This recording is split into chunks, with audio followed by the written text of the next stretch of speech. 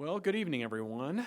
My name is Mark White. I'm the Wiley Dean and Bill Saxon Director here at the Fred Jones Jr. Museum of Art. And thank you so much for coming out tonight, especially given the weather. Really appreciate you braving the elements to come to our special lecture tonight. I promise it's going to be a great one. This lecture is being presented in conjunction with Harold Stevenson and the Great Society, a temporary exhibition that we have in our records gallery, just one gallery away from the auditorium. That exhibition is open until the end of the year, and as probably many of you know, the Great Society was a gift from the artist Harold Stevenson in 2006. It is a large series of portraits, although the artist himself thought of it as one single work, a collective work. 97 of them are here at the museum, and to show them, we have to show all of them in their entirety, and that, of course, means that we have to devote a fairly large gallery to that exhibition. Tonight's speaker, Dr. Sam Watson, is an old colleague of mine. It's always nice to have a fellow Jayhawker in Sooner territory, and we appreciate Sam coming all the way from Wisconsin to offer this. Alan is also a Jayhawker, so there's three of us in the room tonight.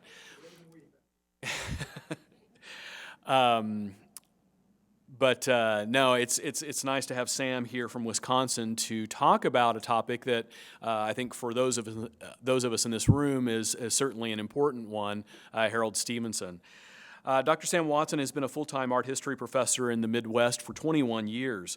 He is currently teaching at the University of Wisconsin-Green Bay as a member of the Art and Women and Gender Studies Department, and Sam said that I could blame the weather on him since this is typical Wisconsin weather, so we'll go ahead and do that since he's good-natured enough to accept responsibility. He holds a PhD in American art from the University of Kansas and a master's degree in Native American art history from the University of New Mexico. His research interests are 20th century American and Native American art and queer cultural studies. His topic tonight, or his title, is Size Queen, Harold Stevenson and the Politics of Looking. Will you please join me in welcoming Dr. Sam Watson?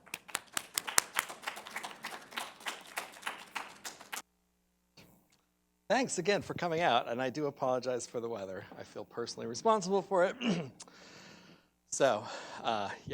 I should start by saying that I am no Harold Stevenson, see, I don't even know his name, expert, but I am something of the word expert makes me uncomfortable, but I know a lot about mid-century queerness.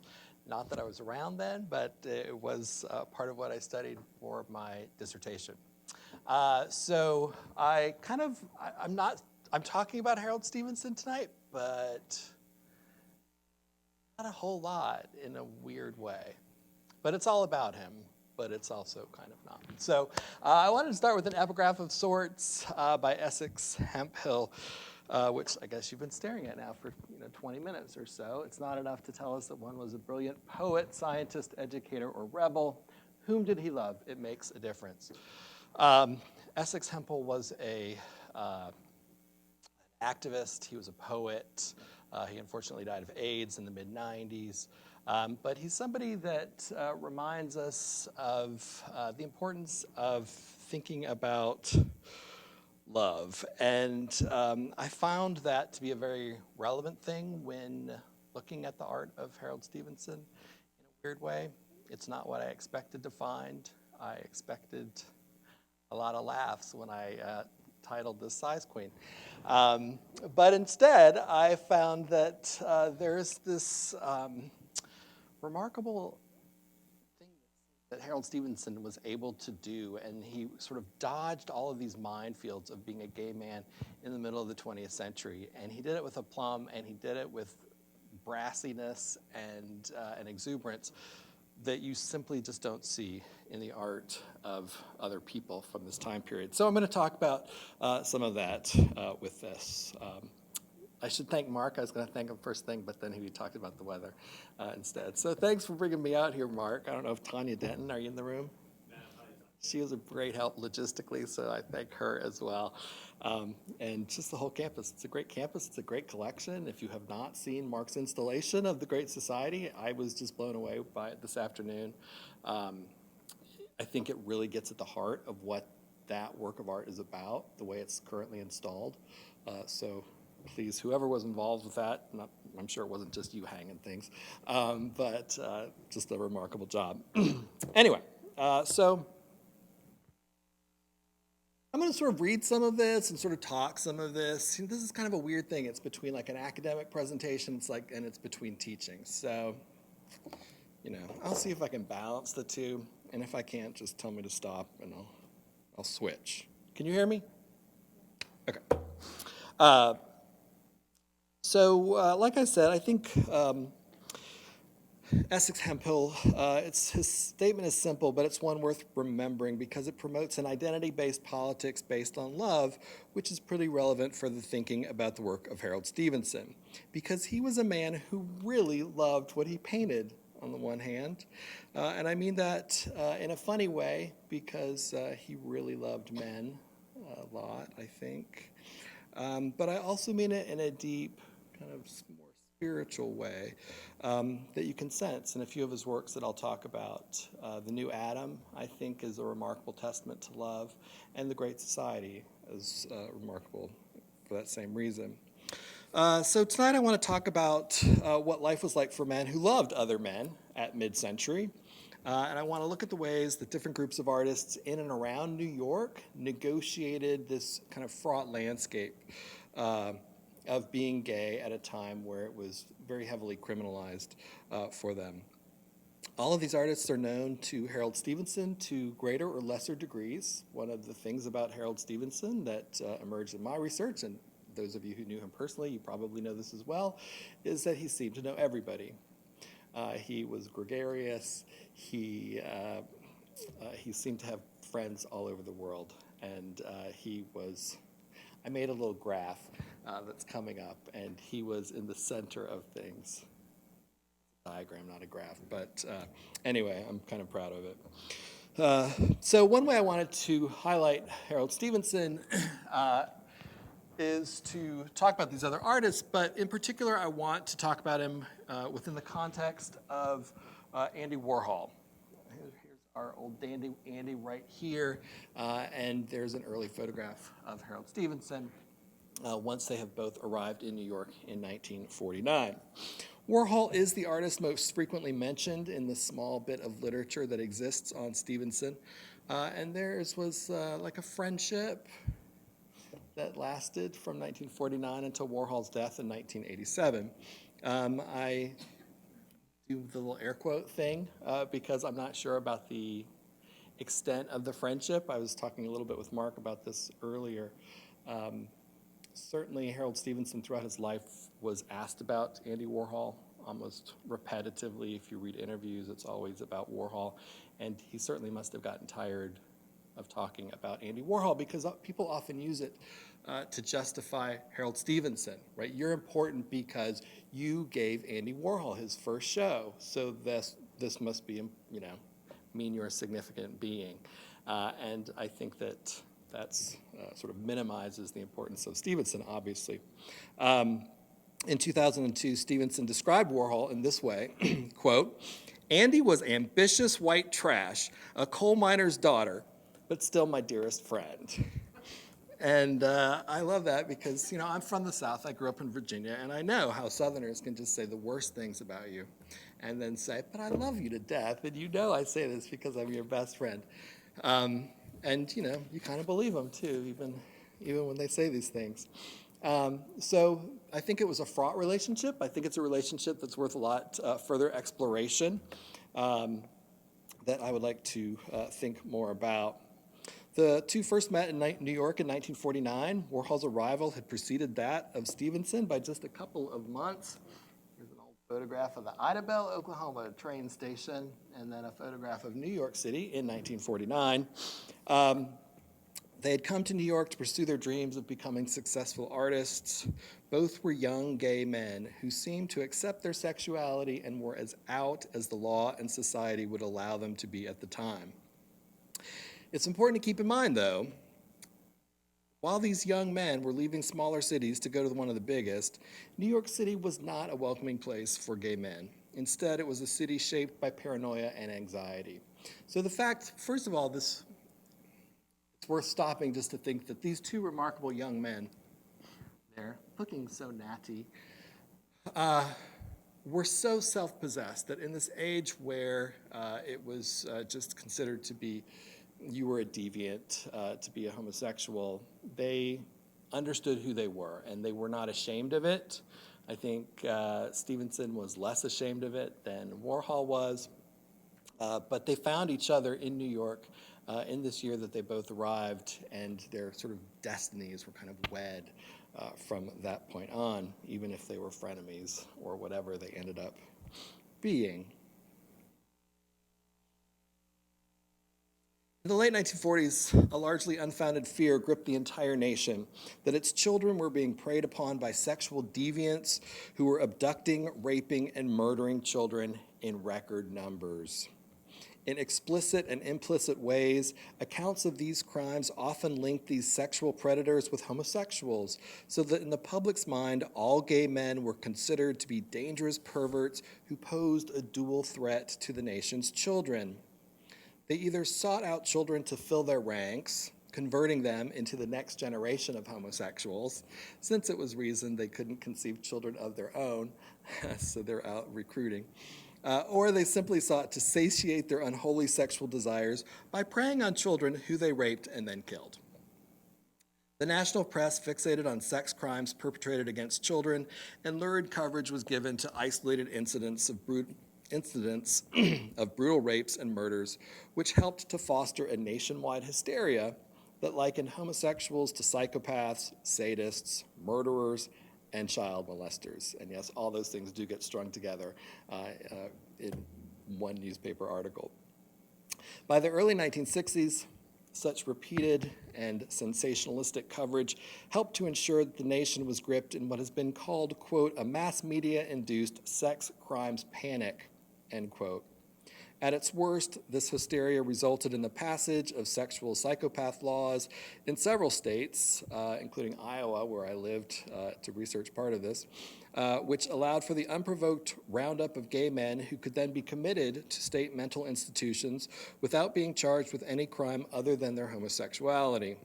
In such facilities, these men faced electric shock treatments and forced lobotomies. The common psychoanalytic wisdom about homosexuals of the period has been summarized in the following way, quote, homosexuals are disturbed in all of their relationships. Obsessive, narcissistic, immature, even paranoid, driven by fear, disappointment, and hatred in both sexual and non-sexual relationships.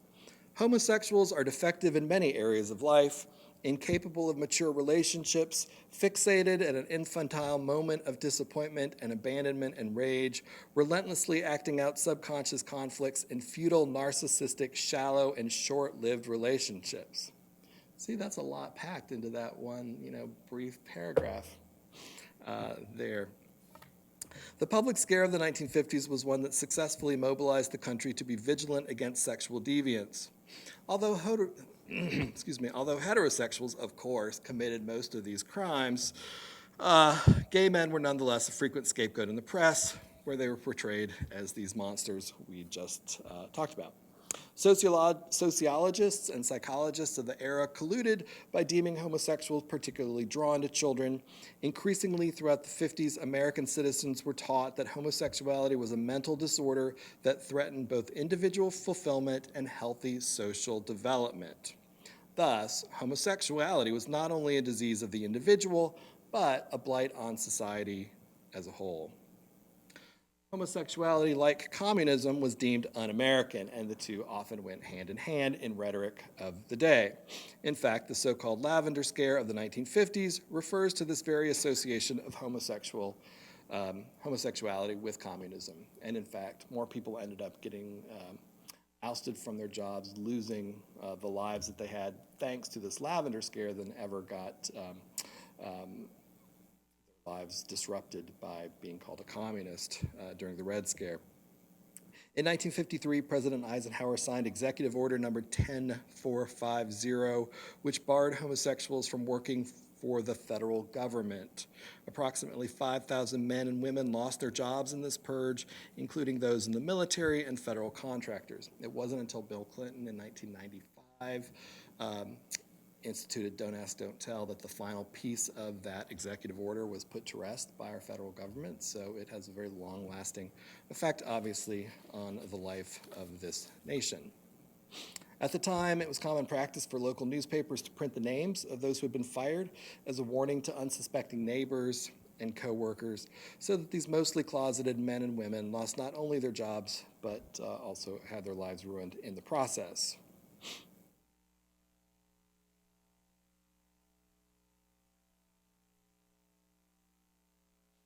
New York City itself had a number of anti-gay laws that were actively enforced.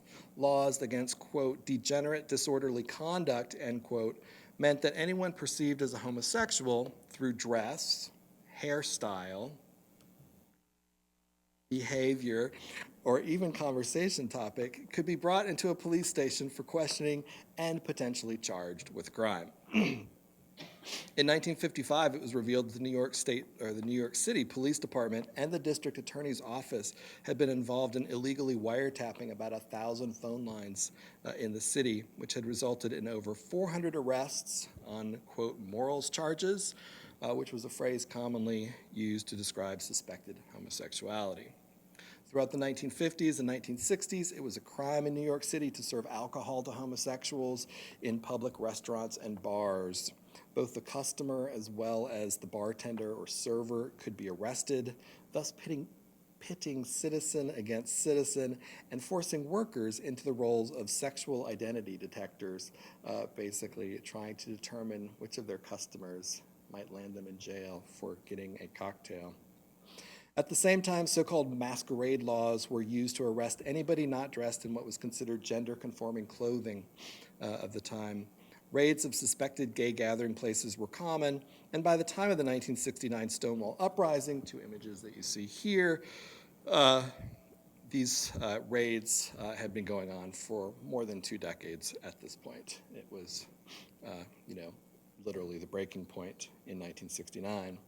So this was Harold Stevenson's and Andy Warhol's Gay New York, a place where gays were scrutinized, demonized, and harassed throughout this period.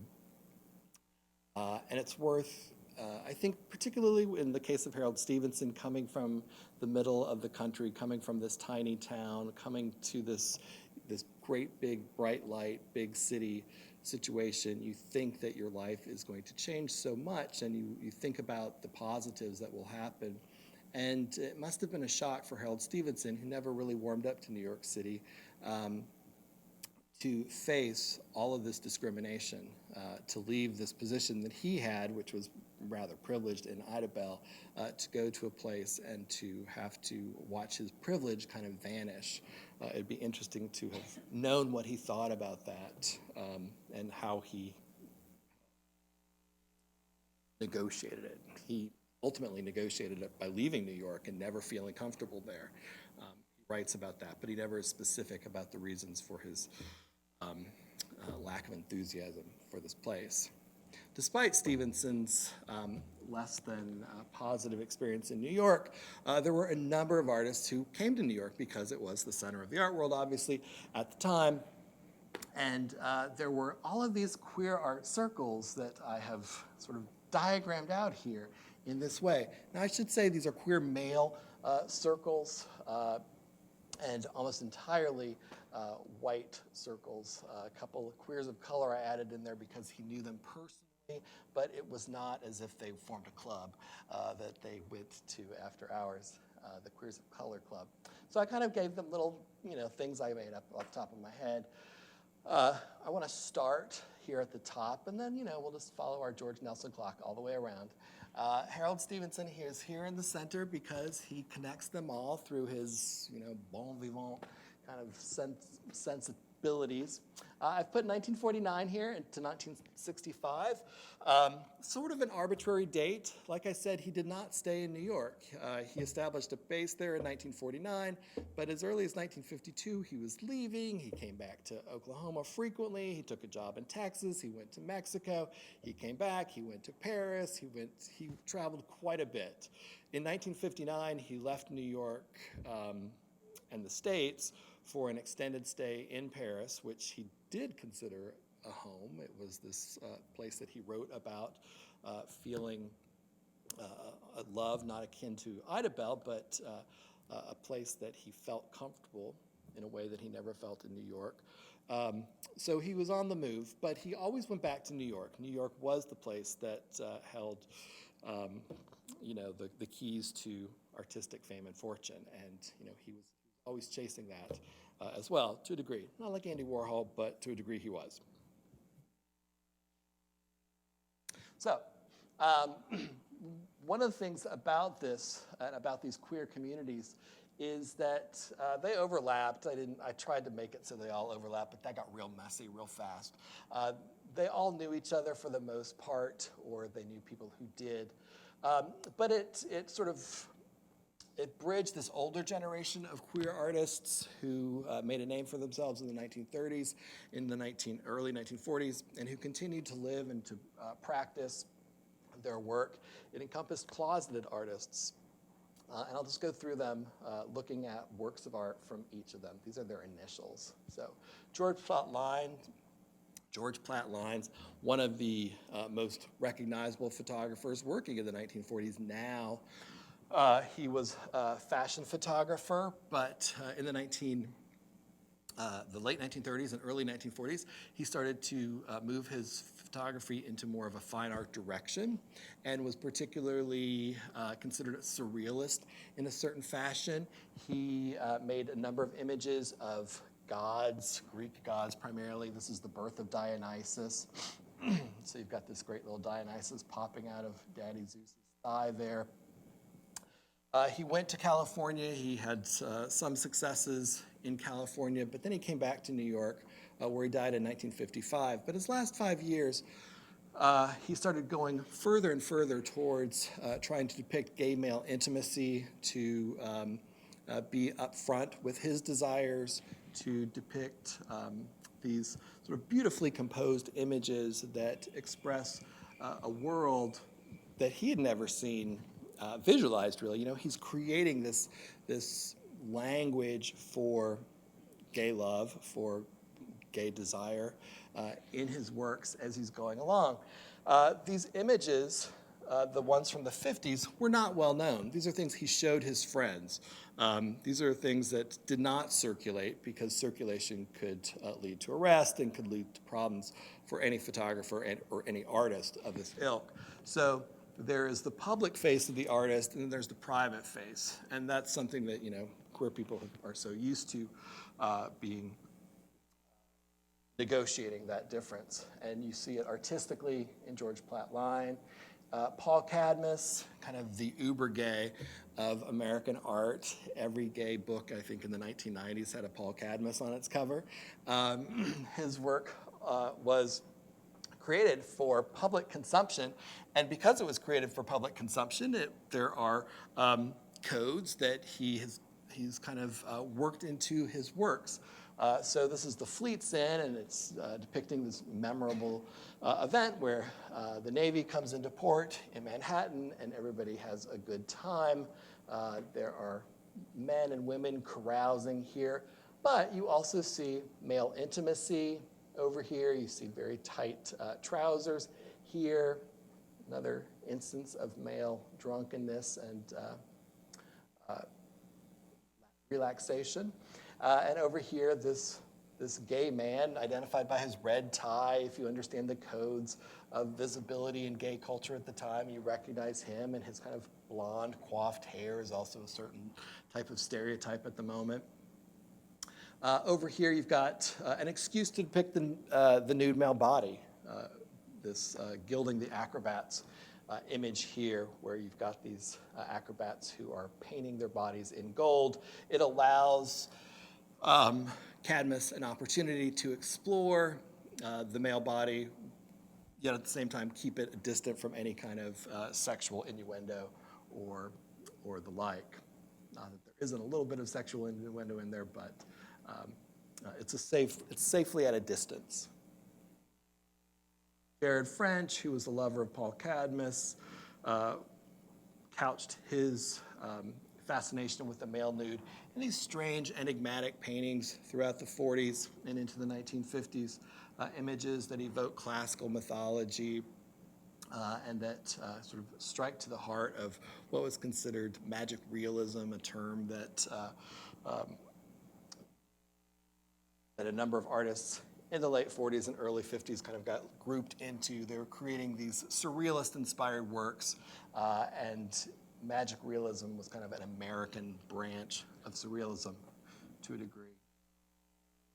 George Tooker is the other painter in this group. He was in a relationship with Paul Cadmus for 6 years in the late 40s into the 1950s. George Tooker over here in 1946, he paints The Dance, kind of a scene of death coming to the city, visiting this couple. But right here is a nod to his boyfriend at the time, Paul Cadmus, these sailors walking by as a couple. Or over here, one of the great images of homosexuality in the 1940s, or really in the whole mid-century period, Children and Spastics.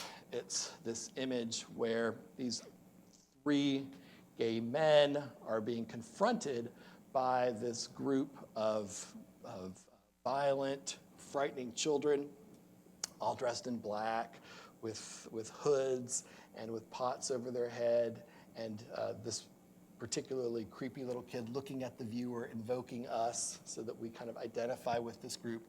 Meanwhile, these three men are victimized by the behavior of these children. It's a wonderful inversion of what was actually going on at the time in terms of this idea that gay men were out hunting down these innocent children. It's a wonderful inversion of the whole idea of childhood innocence, which hadn't quite taken hold at this point anyway. There's a lot going on in that particular image. And George Tooker would become famous for expressing the isolation and alienation that was part of his everyday life as a gay man under surveillance, constantly feeling the pressures of conforming to this society, of fitting in, by making these great images of urban alienation and urban anxiety and defeat. If you look at the lunchroom, these workers just keep your eyes down and eat your lunch and get back to work. Or the loneliness of being in a crowd in the subway. Together, Paul Cadmus, Jared French, and Jared French's wife, Margaret French, made a group of photographers. They call themselves Pajama, and they would go to Fire Island, and they would photograph these wonderful tableaus of their friends. It was this sort of this gay, inclusive environment where they played out these games, and they made up stories, and they acted them out for the camera, and it alternated between Cadmus and French, the two Frenches, as to who was taking the photographs and who was posing. There George Tooker is as a young boy. Here we've got Glenway Westcott, who was in a triadic relationship with George Platt Lyon. So you've got all these interesting personal dynamics going on in this photography as well. And then Pavel Chelichev is the final member of this group. He would visit, and you see him in a number of Pajama photographs as well. He was partners with Charles Henry Ford, and together they were kind of the power couple, a power gay couple in New York. Chelichev was most well known throughout the 40s for this painting on the left called Hide and Seek that was in the collection, still is, the Museum of Modern Art, one of the most beloved paintings. And it again depicts frightening children, children who are kind of morphing into this tree that becomes a hand. You've got a lot of violent and frightening behavior over there. But he too had a private side in which he was well known in New York at the time for making these erotic watercolors for which friends and lovers posed and that were distributed to these friends and lovers. Here's an example of those. So there's this group, Pavel Chelichev of this group was the closest to Harold Stevenson. He was the one that Harold Stevenson would talk a lot about in interviews, claim closeness to. But he also visited George Platt Lyon when he was in California. And so he was kind of imbricated in this whole group of artists active. And then there's the closeted abstract expressionists. These are men who, for the most part, are still not out, but were the subject of gossip and the subject of speculation during their lifetime. Of course, Jackson Pollock is the most well-known and the most connected to Harold Stevenson. Stevenson famously claimed in 2002 to have had sex with Jackson Pollock on more than one occasion. And you don't see it mentioned a lot. You see sort of these weird allusions to Jackson Pollock's questionable manhood in things published since then, but it certainly makes for a far more interesting story to consider his sexual fluidity and what that would have been like for him to be living at this time where he was feeling all this pressure to be the macho Jackson Pollock that became so important to America at that time. So there's a lot of interesting things to unpack there. I also wonder about the scale of Pollock's paintings, what that did to Harold Stevenson when he was thinking about his scale. He's a size queen, as I say, and his need to blow things up is something that certainly Jackson Pollock was doing before Harold Stevenson, and so it would be an interesting thing to trace some of these ideas of enlargement and monumental scale back to the abstract expressionists. Michael Goldberg, another abstract expressionist. These artists who don't express their sexuality in their work, but perhaps they do in coded ways. More recently, scholars have been looking at gay abstraction and thinking about the possibilities of codes and of the ways that gays have to negotiate the world and have to essentially exist inauthentically or in an abstract way, I guess, and how that could inform artistic and abstract painting practices. Alfred Leslie, I think he's pretty much been outed by now. People accept that Alfred Leslie was a gay man at the time. And then Norman Bluhm.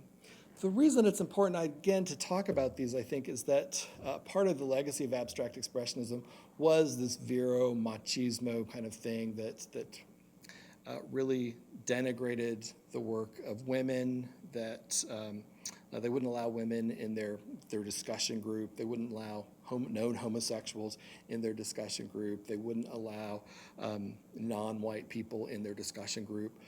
So you see this sort of misogyny and racism and homophobia that's so much a part of this movement that came to define America. And to chip away at some of that, I think, is a significant thing for scholars to do by talking about some of these men must have faced difficult choices in their life at that time. So moving around, I'll be more quick about it, but Alfonso Ossorio was a Philippine artist, a Philippine-American artist who was fabulously wealthy. He was a neighbor of Jackson Pollock, and it was his studio that Jackson Pollock and Harold Stevenson used to have sex in. And Alfonso Ossorio was a really fascinating artist. He experimented with abstraction. He was a lover of Jean Dubuffet and of art brut and children's art, and he helped bring Dubuffet's work to an American audience. And he himself made these really interesting sculptural collages, assemblages with different materials that he collected. And then Beauford Delaney, who Harold Stevenson got to know in Paris, because Beauford Delaney also fled New York, an African-American artist who kind of pigeonholed as a Black American artist. His work, it was expected that he paint Black subjects, and that's what Black artists should do. They should speak about their experience, and yet the exhibition possibilities for Black American artists was very small. And so these Black American artists who wanted to explore and expand their horizons, who turned to abstraction, were then dismissed as kind of abandoning their own self-identity and embracing abstraction, which doesn't speak about their experience as Black people, and so nobody wants to see the abstraction, and very few people want to see this. So again, you've got this sort of kind of catch-22 that was no fun. The New School, this group of post-war critics, poets, this is Frank O'Hara, who was the poet, who was also a curator at MoMA, exerted a lot of cultural control and a lot of power. And there was a number, his whole circle, the poets were gay, the artists were gay, there was a great deal of kind of gay buoyancy to their whole dynamic, and yet it was also one that couldn't be talked about. So today, looking at it historically, you see all these fun things that these people are doing, and yet in each of these cases, everybody is doing these things sort of behind a screen. So Frank O'Hara is the inspiration for many of these artists who are associated with this group. Joe Brainard, who was fascinated by comics and fascinated by high-low boundaries. So he collaborate with Frank O'Hara, turning Frank O'Hara's poems into comics. His best series is undoubtedly his Nancy series, where he takes this beloved little character and just puts her through her paces. Fairfield Porter, another artist, sexually fluid, but embraced that throughout his life. Wynn Chamberlain, probably besides Harold Stevenson, if there's an artist with no hang-ups about sexuality, it's probably Wynn Chamberlain. Wynn Chamberlain, you should really get a piece by Wynn Chamberlain for your collection. Just very fun, vivacious, tried to reintroduce the nude to American art. He had his grand vision for a nude portrait series where well-known people would pose in the nude and try to break down some of these barriers that were Americans were bound up in. So his most famous attempt here is the four poets that are associated with the New York School. Here they are clothed, and then in the next canvas. Precursor to pop, the flatness and the lighthearted approach that he has to the nude figure is really kind of refreshing and interesting. Fascinated with nudism as an endeavor. He tried to create sort of nudist groups, but they never quite worked out. Nudist camps are kind of strange places, he found. So he liked the idea of them, but they were too repressive ultimately. Larry Rivers, one of the great post-war painters, passionately in love with Frank O'Hara, does a number of images of him. This is the most famous, but there's a double portrait of Frank O'Hara. Clicking on through, these are the serious artists. These are the artists that every student learns in art class. You know, nobody learns about Wynn Chamberlain or Joe Brainard, unfortunately. But we all know Robert Rauschenberg. We now know that he's a closeted gay man. We now know that there's all kinds of coded references in his works. Oh, it's anal sex. Oh, it refers to, sex between a man and a young man. Jasper Johns, also his targets in a relationship with Rauschenberg. It's hard not to read these now against the backdrop of the discrimination that he felt as a closeted gay man at the time. There's a closet in the works, so the hinge covers these male heads or all these male body parts in his target with plaster casts. They were in a relationship for about 5 years. Each did works that referenced the others in interesting ways. Jasper Johns Tennyson, this gray painting, one of his favorite poems was this very homoerotic ode that Lord Alfred Tennyson had written. He references the earlier bed by Rauschenberg by folding over the top of the canvas, and so it becomes a gray bed. These artists, Rauschenberg and Johns, they were incredibly successful for the day. Both of their careers were launched and shot right into the stratosphere. They were so important to dismantling some of the ideas of abstract expressionism, but they could not talk about being gay. It was something that none of them was ever comfortable with, even much later in life when scholarship had caught up to them. They sort of denied and pushed back against this whole idea for a very long time. Cy Twombly as well, he ultimately left the United States and spent most of his life in Italy, but in his early works, he established a interesting practice. He was formerly a lover of Rauschenberg for a period of time. Ellsworth Kelly, speaking a language of abstraction, but a language of abstraction that, again, is a language that he developed from noticing things that other people don't. So he would look at something and he would notice how a corner of a wall might meet the ceiling, and from that juxtaposition, he would find certain value in it, and then he would refine it, and he would ultimately get to these abstract forms. And again, more recent scholarship on queer abstraction talks about the way that this is how gay people live their lives. They look for signs. They look for somebody who might be gay. You know, you've heard of gaydar, right? It's a thing. And so that this is like this abstract gaydar going on. You know, he was in this great relationship with Robert Indiana. You got to love right out there, right?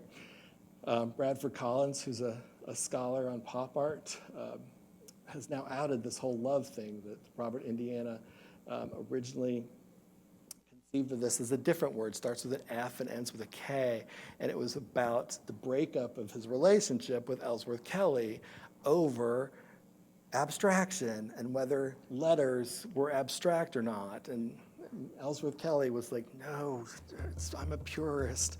And so their love ended on that note, and Robert Indiana's love, he takes the colors of some of Ellsworth Kelly's most famous paintings, and so there's a lot going on. There's a lot of dynamics. Francis Bacon I throw in here, not because he was in New York or in any circle, but one of the earliest shows that Harold Stevenson was in included Francis Bacon. And so you've got this show with Francis Bacon, Rene Magritte, and Hans Bellmer. So, and then you've got Harold Stevenson. Like, what a strange connection. It was titled Obsessive Artists. And you can see it in Bacon, and you can see it in Bellmer. Maybe Magritte a little bit. I don't know why Stevenson got included, but I love that he was. So that'd be something to focus more on. And then we've got our good old Andy Warhol. Andy Warhol achieved immediate success in New York. He didn't struggle too long. His skills were in demand, and he was one of the most successful designers, graphic designers, in New York, working in the early 1950s, the mid-1950s. He saw success after success. His first artistic success came in 1956, though. And what was the success about it is that he got these works shown at all. And that's because of Harold Stevenson. This is Harold Stevenson's contribution to Andy Warhol's legacy. It's this first exhibition at the Bodley Gallery that Stevenson was kind of in charge of. I'm not exactly clear how he was in charge of, but he seems to claim that. And these were these beautiful little drawings that Andy Warhol was doing of these young men, these line drawings, and he was going to make them into a book, which he never did. They were in this show. They were startlingly intimate. You can see why Harold Stevenson was like, oh yes, we've got to have a show of these. You've got to show these in public. People need to see them. Again, risking arrest and opprobrium by showing these, but nonetheless, you've got these fragmented bodies that are on display. And they they sort of communicate this lovely sensitivity that Warhol had at the time. He's covering this boy's body in little hearts, right? He's putting this red heart on this figure, and you get this real sense of Warhol as a young romantic and of Warhol falling in love, which is what he did throughout the 50s when he was this other being. He was somebody who embraced the idea of love and romance and couldn't help himself. He was a young guy at the time. So he also did these interesting studies. These weren't included in the show, but they're fascinating just because of the overlap of forms. A few months later, his most, an even more famous exhibition in the same space are these, the Golden Slipper Show, or Shoe in America, a riff on Who's Who in America. These are portraits that he did of people that he was fascinated by, people that he was in love with. In one case, Truman Capote. He was kind of obsessed with Truman Capote. He used to follow him around, freak Truman Capote out. I believe this is Mae West. He wasn't in love with her, but he certainly thought she was fantastic. This, the critical appraisal of this, there wasn't very much, but what people said about it was it just basically exhibits a gay sensibility and, should be avoided.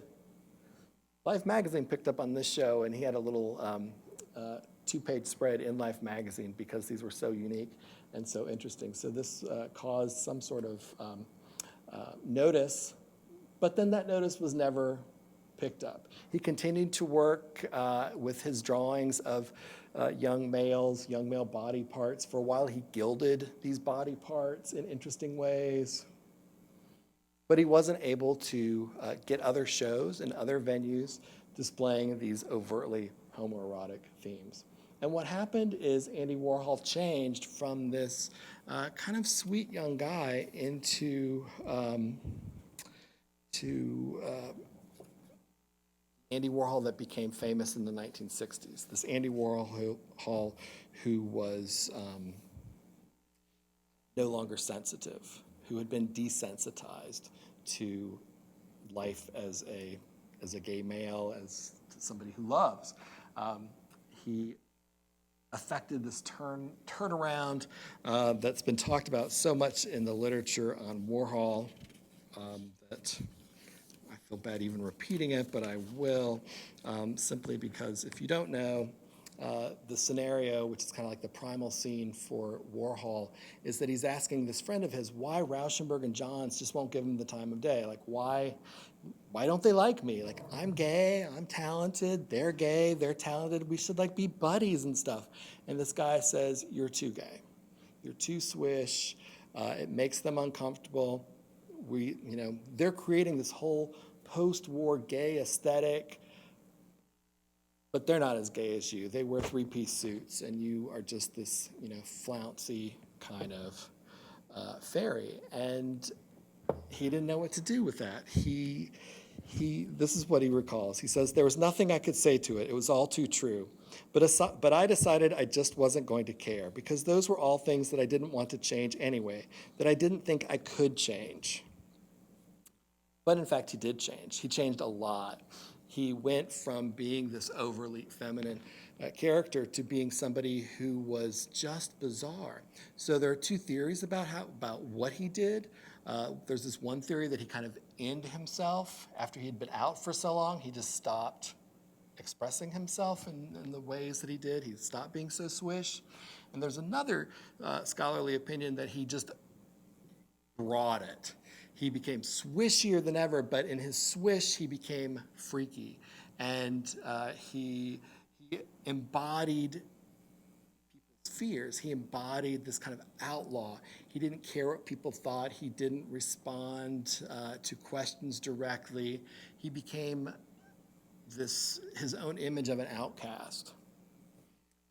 From, sweet kitten boy to glasses and a leather jacket and a whole series of wigs that he used to hide his appearance. And so it's a fascinating thing that I think for Warhol,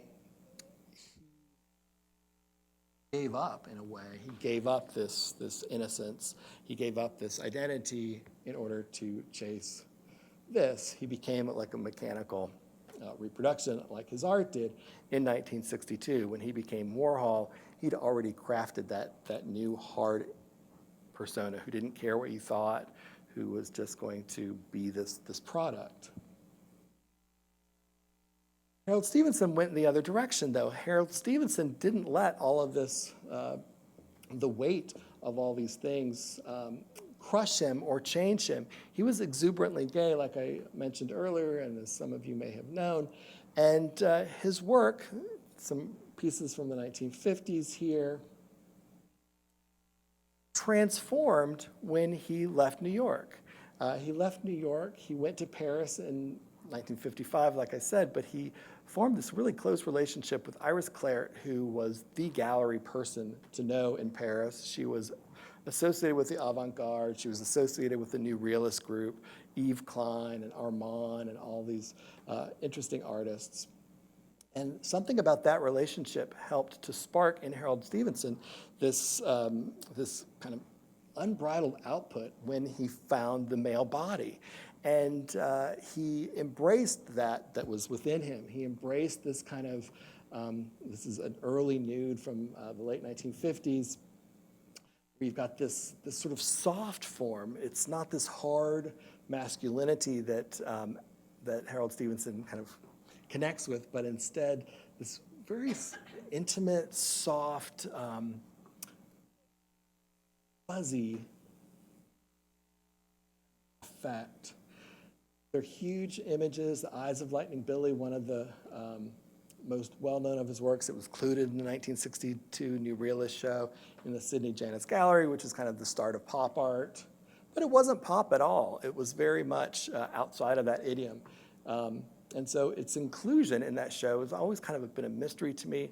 But I think Iris Clert really fought for it and said, this needs to be in that show because he's a great artist and he's really interesting, even though it didn't fit what we think of as pop art now. And certainly pop art became more codified after that show anyway. But these enlarged panels that together create one image, these highly erotic images. This is Pan from the Yale Art Collection, 1963. It would be interesting to understand the connection between some of these boy book drawings that Warhol was doing earlier and some of the cropped images that Stevenson was working on. One thing that I find fascinating is that Stevenson says he'd always done this, but it wasn't until he got to Paris that he just couldn't stop doing it, that his passion for the male body took over, and he started creating this body of work that really focused on the male body, on these sort of discrete parts of the male body.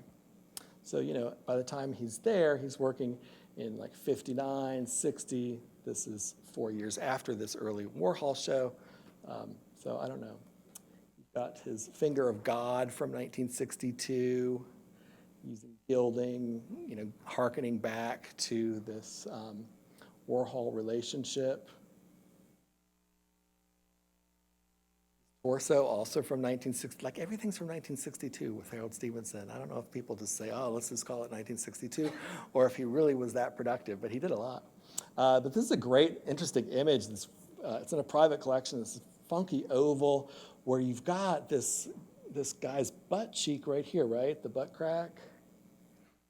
Then you're like, well, is it a twisted torso? So is this the thigh that goes up here? It kind of looks like a neck, and there's this kind of wonderful blending of this male form. So it's got this, I think, undoubtedly male aspect to it. Do you think it's male? Do you guys find it female-y in any way? Because of the butt? Is that why? Is that a man's butt, not a woman's butt?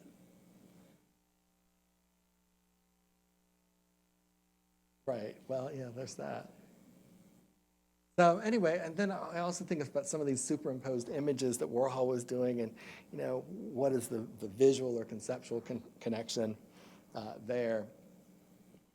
So it certainly was this suddenly exuberant burst for him, and then it kind of results again in 1962 with the New Adam, his most well-known work. But it's a work that was a huge flop.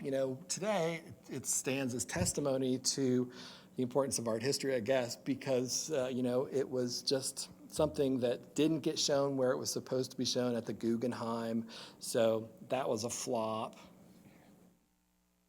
It's this paying tribute to this Michelangelo's Adam to a degree, this backwards hand here. Iris Claret showed it in Paris. It was supposed to be shown in the US. It went to Chicago, but when it was going to be shown in Chicago, John F. Kennedy got assassinated that day, so it ruined the opening and then didn't get much publicity. It did open in Los Angeles, where it received a bit of publicity, but it ended up getting put in storage for 20 years, and nobody ever saw it. So these possibilities of it interesting in the way that it never came to fruition. What's fascinating about it, though, is it is this tribute of love. It's this idea of making a huge room of flesh that was a tribute to the man that he loved, Lord Timothy Willoughby, but it wasn't a portrait of him. So there's these interesting levels of disconnect, but you don't feel like they're kind of some kind of a negative disconnect. It's like this critical disconnect that Stevenson is working through. He doesn't have the body of his lover to paint, so he substitutes Salminio. And Salminio was in Paris at the time because the woman he was dating had a part in a movie. Salminio couldn't find work, despite the fact that he was this young man who had 2 Oscar nominations. He'd won a Golden Globe by that point. But people thought that Salminio was he was not normal. And he wasn't. He was realizing that he was gay. And one of the things that happened to him while he was in Paris is he realized that he has to live his own life. He has to be who he is. And famously, when he posed for New Adam, he went blind, and he had this recurring eye problem throughout his life, that whenever he got too stressed, he got overworked, his eyes bugged out, and he went temporarily blind. He had a number of eye surgeries. And this happened while he was living in Paris, really doing nothing except for lying there naked for Harold Stevenson every day. And yet something about that popped out his eyes and popped him out of the closet ultimately, and he became somebody whose career tanked the more he began to embrace his status as a sexual outlaw, embrace the idea that he wasn't going to fit into this normative sexuality that men in the post-war era should fit into. So to bring in Salminio's story with the story of Harold Stevenson's love, and to think about these kind of intersecting moments for these 2 gay men, 2 gay American men in Paris, I think is an interesting way to sort of get into some of these ideas too.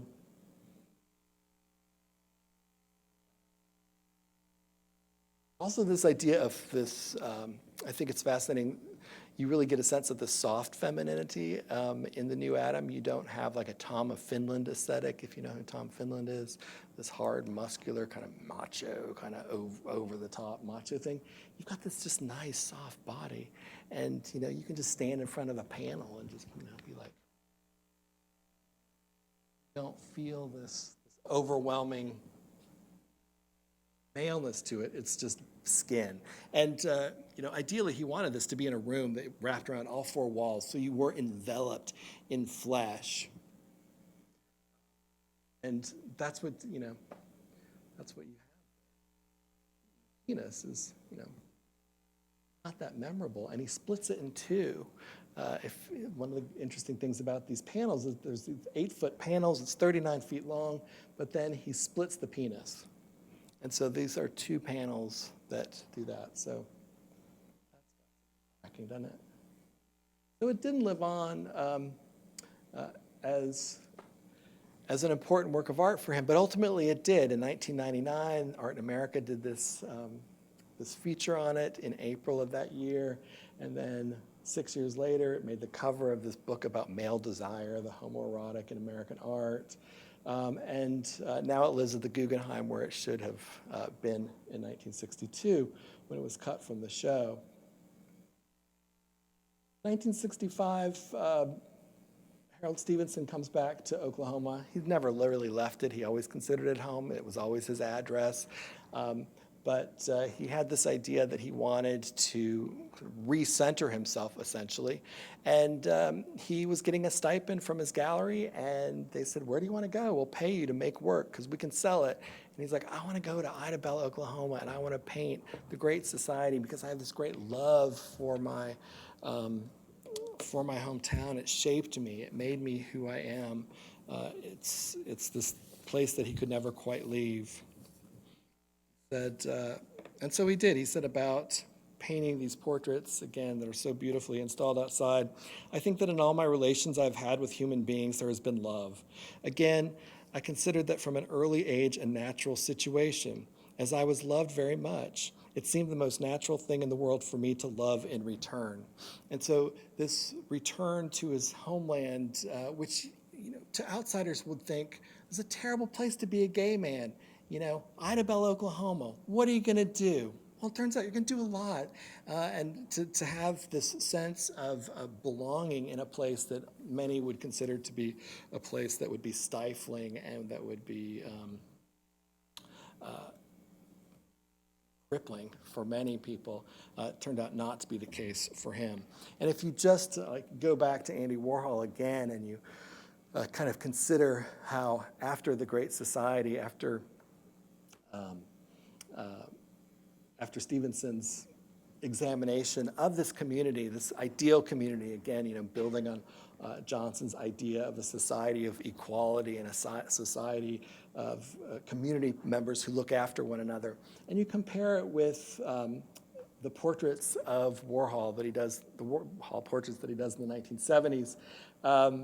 It's such a different feeling. It's such a completely, there's a lack of warmth. There's a lack of humanity.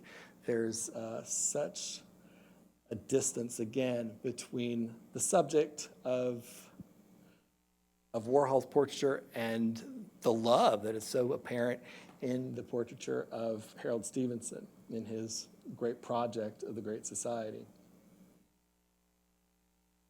I was going to talk about gay shame and a bunch of stuff, but I realized that I'm really over my time, so I'll stop. And any questions? Yes?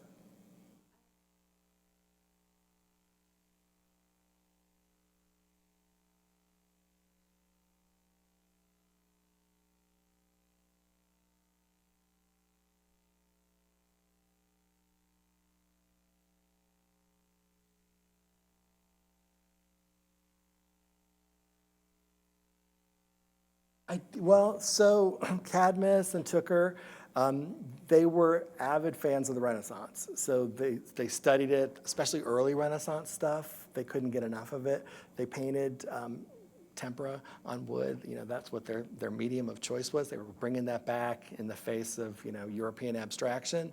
So I'm sure that the prevalence of dogs as symbols certainly didn't escape them. Never noticed that before, though. That's really interesting.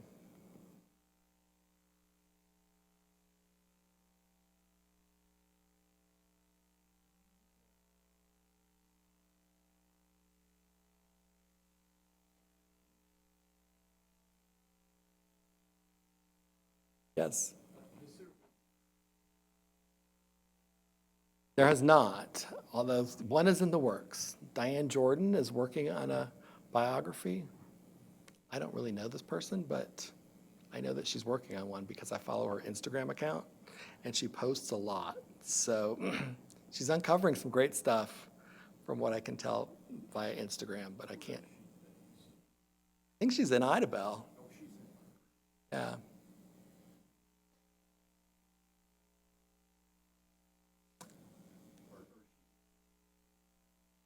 think she lives there. When she found out I was coming here, she invited me to Ida Bell, but I couldn't make it.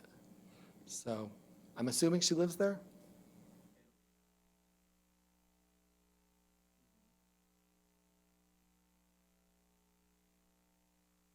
I don't know. I'm a terrible academic. I haven't even been there. You know, I actually first was introduced to Harold Stevenson in April of 1999 when that Art in America came out, because I myself was coming out of the closet then, and I was like, oh my God, look at this. I've never seen this. Why haven't I ever seen this?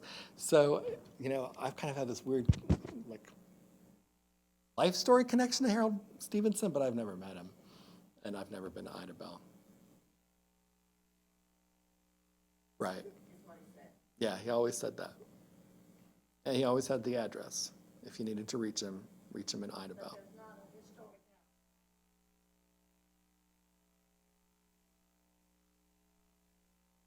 Didn't they turn it into a public building?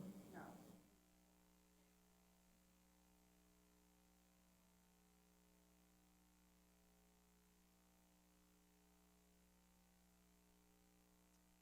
Thanks for coming.